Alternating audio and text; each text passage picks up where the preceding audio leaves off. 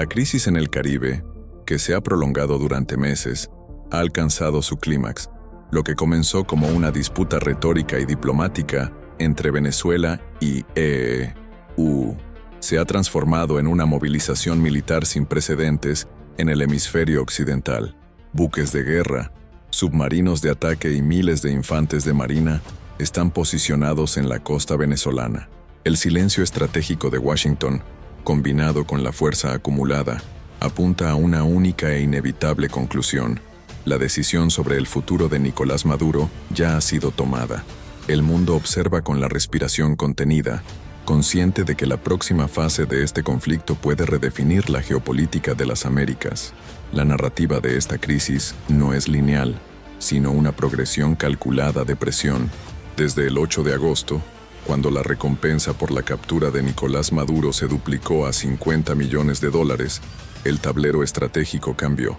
Washington movió la disputa del campo de la retórica al de la seguridad nacional, reclasificando el régimen de Maduro como una amenaza vinculada al narcotráfico y al terrorismo. Este cambio de encuadre legal abrió las puertas al uso de fuerza militar contra cárteles y embarcaciones sospechosas. Lo que siguió fue una escalada militar por etapas.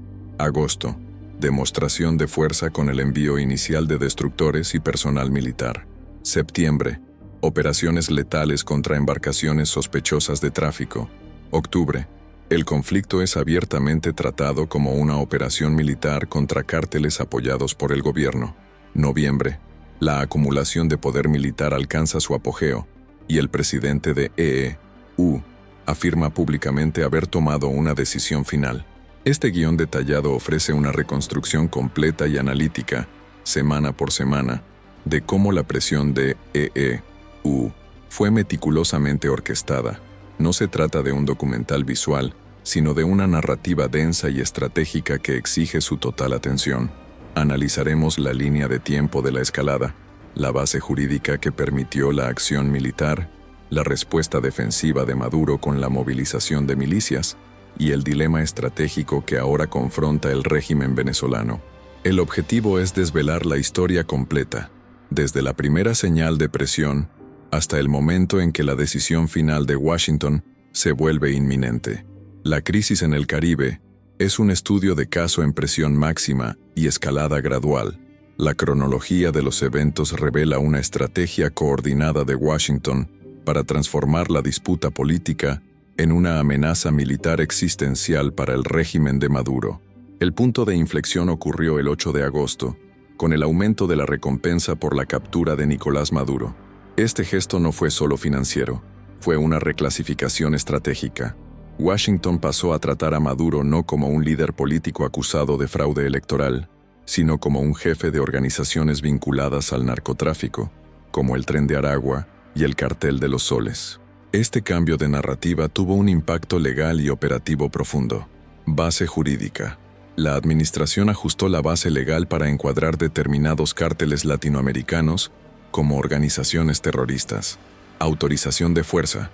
El Departamento de Defensa obtuvo autorización para el uso de fuerza militar contra estos grupos, permitiendo el empleo de buques de guerra y unidades especiales en operaciones que iban más allá de la simple patrulla. Oficialmente, la acción se presentaba como parte de la lucha contra el narcotráfico.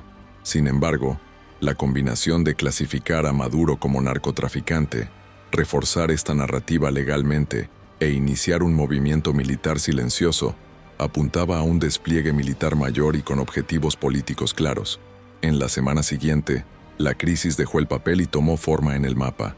EU inició el envío de buques de guerra y personal militar al sur del Caribe. Destructores, buques de apoyo y un contingente significativo de infantes de marina comenzaron a posicionarse cerca de las rutas marítimas utilizadas por embarcaciones que salen de la costa venezolana. La respuesta de Caracas fue inmediata y defensiva.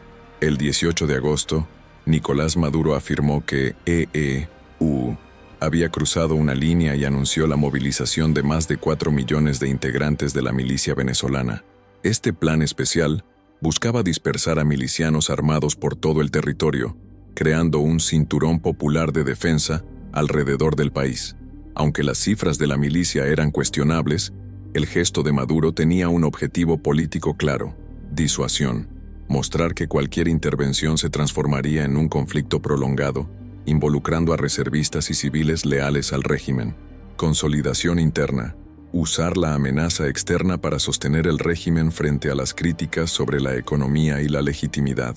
Alrededor del 20 de agosto, el lado militar de la ecuación se aceleró.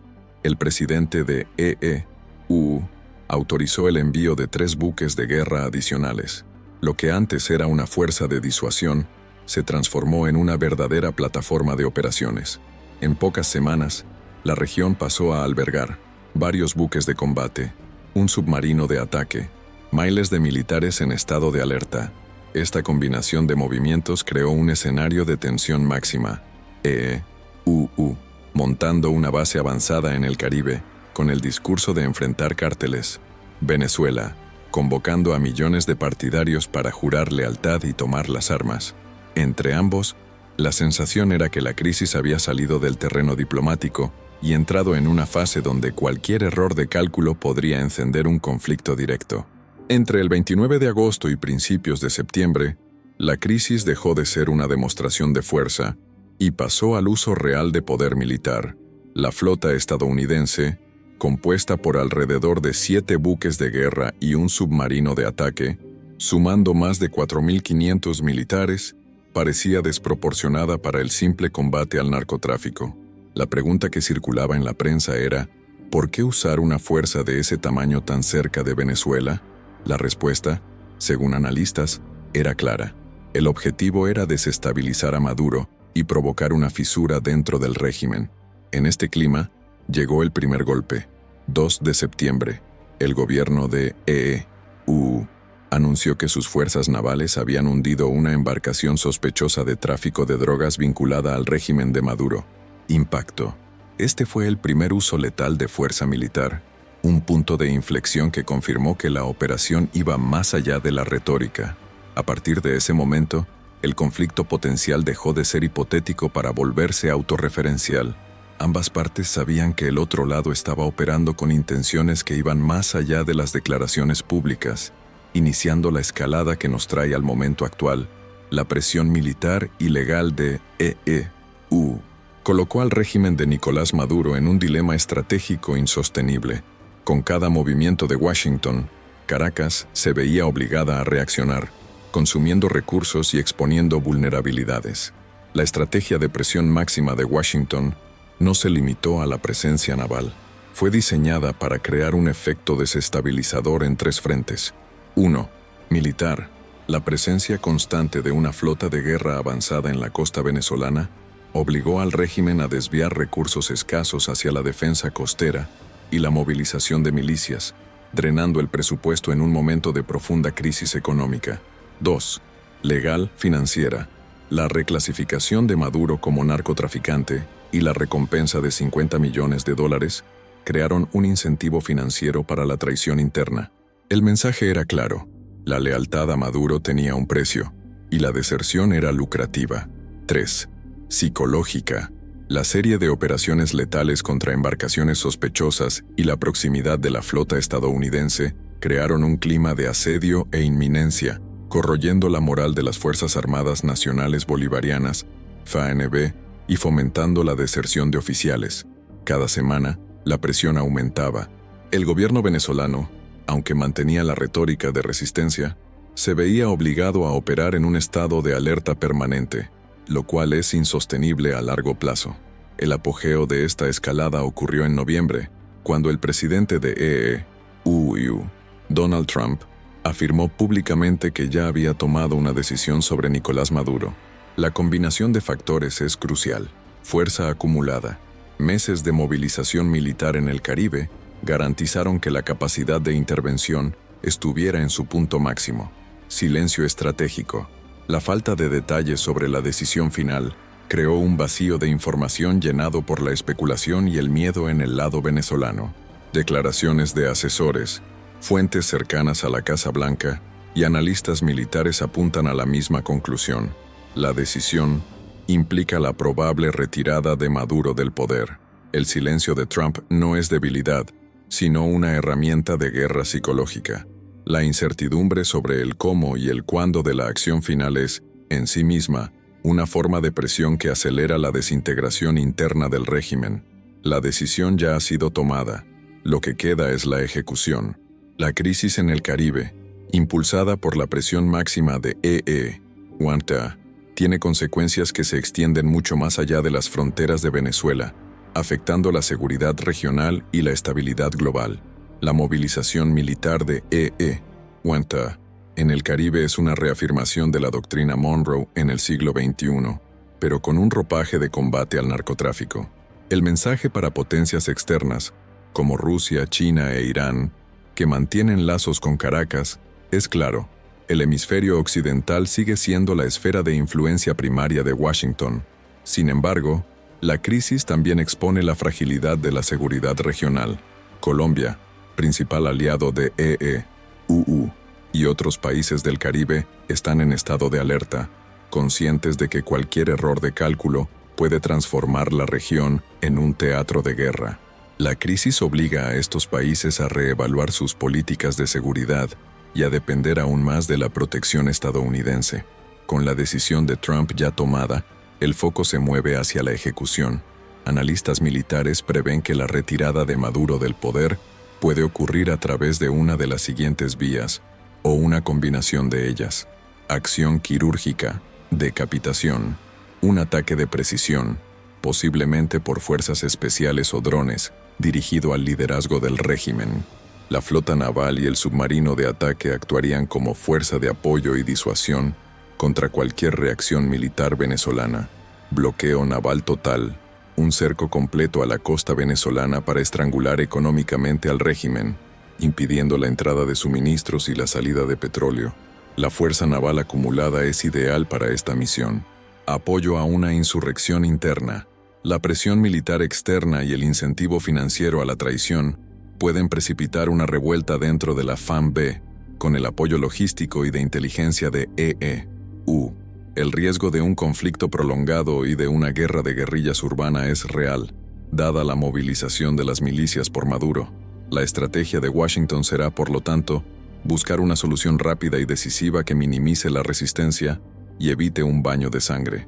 La historia de esta crisis es la historia de cómo la presión económica y legal se transformó en poder militar concentrado.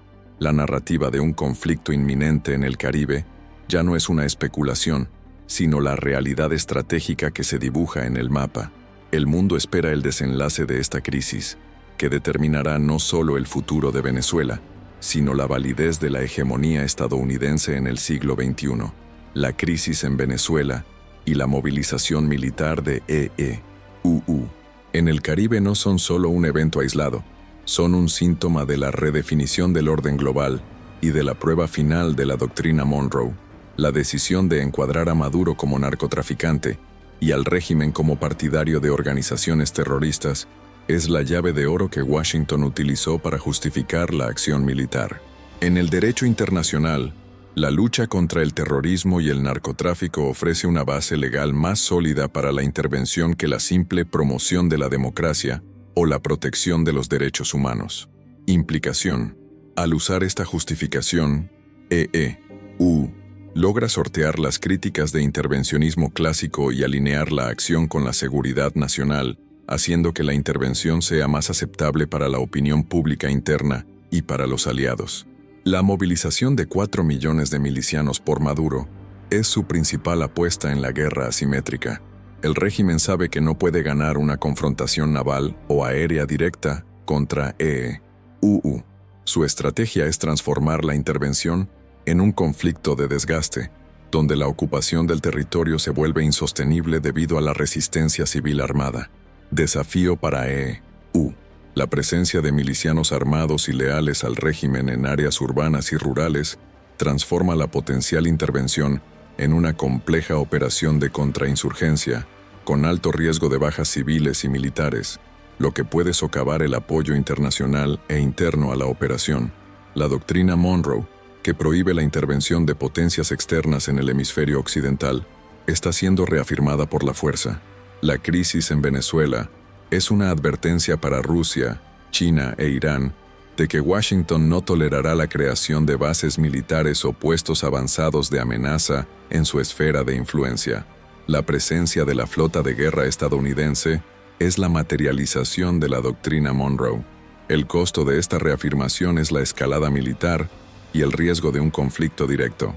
La crisis en el Caribe es un recordatorio sombrío de que la geopolítica de grandes potencias todavía se basa en la proyección de poder y en la definición de esferas de influencia.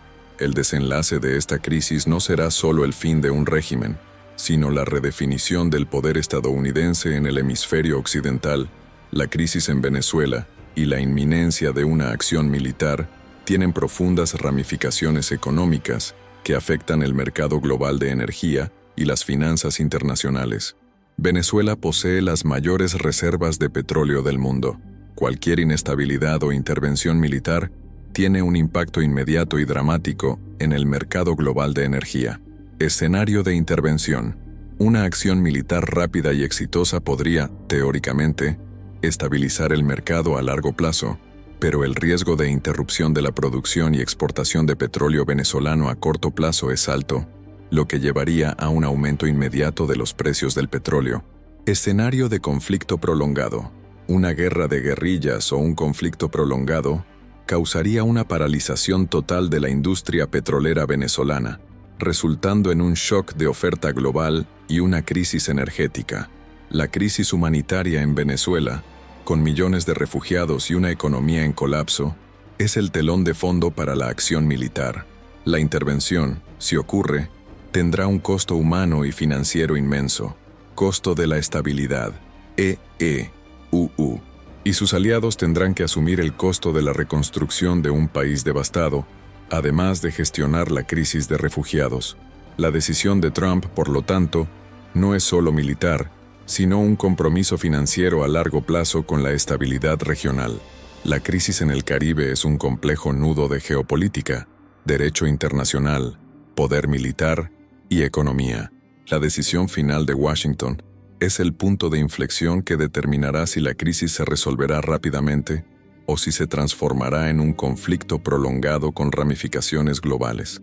El mundo espera el desenlace de esta historia, que comenzó con una recompensa y puede terminar con una intervención. La crisis en Venezuela, catalizada por la presión militar de no se restringe a las fronteras del país. Desencadena un efecto dominó que obliga a la reconfiguración de las alianzas y de las políticas de seguridad en toda América Latina. La presencia naval estadounidense y la inminencia de una acción militar ejercen una presión inmensa sobre los vecinos de Venezuela, especialmente Colombia y Brasil. Colombia, como principal aliado de en la región y país con la frontera más larga con Venezuela, Colombia se convierte en un punto focal logístico y estratégico. El país se ve obligado a aumentar la vigilancia y a prepararse para un potencial influjo de refugiados y para la inestabilidad en la frontera. La crisis pone a prueba la resiliencia de la alianza Colombia-EU, exigiendo una alineación total con la estrategia de Washington. Brasil, como la mayor potencia regional, Brasil se encuentra en una posición delicada. Aunque se opone al régimen de Maduro, Brasil tradicionalmente adopta una postura de no intervención en asuntos internos de otros países. La crisis obliga a Brasil a equilibrar su política exterior, condenando al régimen venezolano, pero evitando el apoyo explícito a una intervención militar que podría desestabilizar toda la región amazónica. La crisis, por lo tanto, es una prueba para el liderazgo regional brasileño. La inestabilidad en Venezuela crea un vacío de poder que atrae la atención de otros actores globales, además de Rusia, que ya fue el foco de guiones anteriores. China. China es uno de los mayores acreedores de Venezuela. Un cambio de régimen desordenado amenaza miles de millones de dólares en inversiones en infraestructura y petróleo. Pekín adopta una postura de cautela, presionando por una solución negociada, pero preparándose para proteger sus intereses económicos en un escenario post-Maduro. La crisis en el Caribe se convierte, indirectamente, en un punto de fricción entre EU y China en la esfera económica. Irán tiene lazos estrechos con Venezuela, proporcionando combustible y apoyo logístico. La presencia iraní en el Caribe, aunque discreta, es una provocación adicional a EU. La crisis obliga a Washington a monitorear de cerca la cooperación Irán-Venezuela, que puede convertirse en un nuevo foco de tensión. La crisis en Venezuela es la reafirmación más dramática de la doctrina Monroe en décadas. La movilización militar de EEUU envía un mensaje inequívoco de que el hemisferio occidental sigue siendo la esfera de influencia primaria de Washington. Implicaciones a largo plazo. El desenlace de esta crisis definirá la nueva geopolítica de las Américas. Si la intervención tiene éxito, consolidará la primacía de EU. Si fracasa o se prolonga, abrirá la puerta para que potencias externas desafíen la hegemonía estadounidense de forma más agresiva en el futuro. La crisis en el Caribe es un laboratorio de pruebas para la política exterior estadounidense en el siglo XXI, donde la combinación de presión legal, sanciones financieras y poder militar concentrado busca alcanzar un objetivo político: el cambio de régimen. El mundo observa, consciente de que el éxito o fracaso de esta operación tendrá ramificaciones que se extenderán por todo el globo. La crisis en el Caribe es también una guerra de información y desestabilización interna, donde la presión militar externa se combina con tácticas de guerra psicológica para acelerar el colapso del régimen de Maduro. La recompensa de $50 millones por la captura de Maduro es la pieza central de la guerra psicológica de Washington. Su objetivo no es solo la captura, sino la creación de un incentivo financiero para la traición dentro del círculo íntimo del régimen y de las Fuerzas Armadas. Efecto corrosivo. La recompensa actúa como un agente corrosivo en la lealtad de los oficiales. Con cada día que pasa, la lealtad a Maduro se convierte en un riesgo financiero y personal, mientras que la deserción se convierte en una ruta hacia la riqueza y la seguridad. Desinformación. Los medios estatales venezolanos y las redes sociales están inundados de narrativas de resistencia, pero la propaganda estadounidense se centra en historias de deserción y en la promesa de amnistía y recompensa, socavando la moral de las tropas. Las redes sociales se han convertido en un campo de batalla crucial, mientras el régimen de Maduro utiliza los medios estatales para promover la narrativa de escudo bolivariano y resistencia al imperialismo. La oposición y los grupos de inteligencia de EEUU utilizan las redes para exponer la corrupción, filtración de información sobre la corrupción y el enriquecimiento ilícito de oficiales del régimen, coordinar la disidencia, uso de plataformas cifradas para coordinar la deserción y la disidencia dentro de las Fuerzas Armadas. La crisis en el Caribe es, por lo tanto, una guerra de cuarta generación, donde la presión militar externa es solo una parte de la ecuación. La desestabilización interna y la guerra de información son las herramientas que Washington utiliza para garantizar que la decisión final sobre Maduro se ejecute con la mínima resistencia posible. El régimen venezolano está siendo atacado en todos los frentes: militar, económico, legal y psicológico. El desenlace de esta crisis será un estudio de caso sobre la eficacia de la guerra de información en el siglo XXI. La crisis en Venezuela y la inminencia de una acción militar establecen un precedente histórico para la intervención en el siglo XXI, combinando elementos de guerra legal, guerra económica y proyección de poder militar.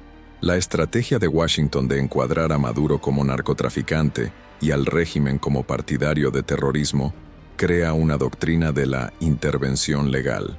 Definición: es la utilización de instrumentos legales, acusaciones criminales, recompensas, sanciones, como la primera fase de la intervención, legitimando el uso subsiguiente de fuerza militar bajo el pretexto de seguridad nacional y combate al crimen organizado transnacional. Ventaja: esta doctrina permite a EEU sortear el debate sobre la soberanía y la no intervención, ya que la acción se presenta como una operación de aplicación de la ley con apoyo militar, y no como una invasión clásica. La campaña de presión máxima contra Venezuela será estudiada como un modelo de cambio de régimen por etapas. 1. Aislamiento diplomático y económico. Sanciones y presión sobre aliados para aislar al régimen. 2. Guerra legal y psicológica. acusaciones criminales y recompensas para corroer la lealtad interna. 3. Proyección de poder militar, movilización de fuerza para crear un clima de inminencia y forzar la decisión final. El éxito de esta estrategia en el Caribe puede llevar a su replicación en otros escenarios donde EE.U. busca el cambio de régimen sin el costo político y humano de una invasión a gran escala. La crisis en Venezuela es el fin de la ilusión de seguridad para EE.U. La capacidad de potencias externas, como Rusia, que ya fue el foco de guiones anteriores, de proyectar influencia y amenaza en el hemisferio occidental, demuestra que la seguridad estadounidense ya no está garantizada por las distancias geográficas. Nueva realidad. La seguridad nacional de EE.U. está intrínsecamente ligada a la estabilidad y a la política interna de sus vecinos. La crisis en el Caribe es un recordatorio de que la doctrina Monroe ya no es una garantía, sino una meta a ser defendida activamente con poder militar y estratégico. El desenlace de esta crisis será un hito en la historia de la política exterior estadounidense, definiendo el nuevo manual de intervención y la nueva realidad de seguridad en el siglo XXI. La comunicación y la narrativa son elementos cruciales de esta crisis, moldeando la percepción pública y el apoyo internacional a la acción militar. La Casa Blanca y el Pentágono han trabajado para construir una narrativa clara que justifique la acción militar. Maduro, un narcoterrorista, la simplificación del conflicto al combate al crimen organizado transnacional. Amenaza directa. La presencia de activos militares en la costa venezolana se presenta como una amenaza directa a la seguridad nacional de EE.U., exigiendo una respuesta defensiva. Esta narrativa es esencial para legitimidad interna, garantizar el apoyo del Congreso y de la opinión pública estadounidense, aislamiento internacional, dificultar la defensa de Maduro por parte de países como Rusia y China. El régimen de Maduro, por su parte, utiliza los medios estatales y las redes sociales para promover una narrativa de resistencia antiimperialista y de defensa de la soberanía. Contranarrativa. El desafío para Washington es neutralizar esta contranarrativa en un escenario de guerra híbrida, donde la desinformación y la propaganda son herramientas de combate. La crisis en el Caribe es un recordatorio de que la guerra moderna se libra tanto en el campo de batalla como en el campo de la percepción. La narrativa de quien acierte la historia será crucial para determinar el desenlace de la crisis y el legado de la intervención.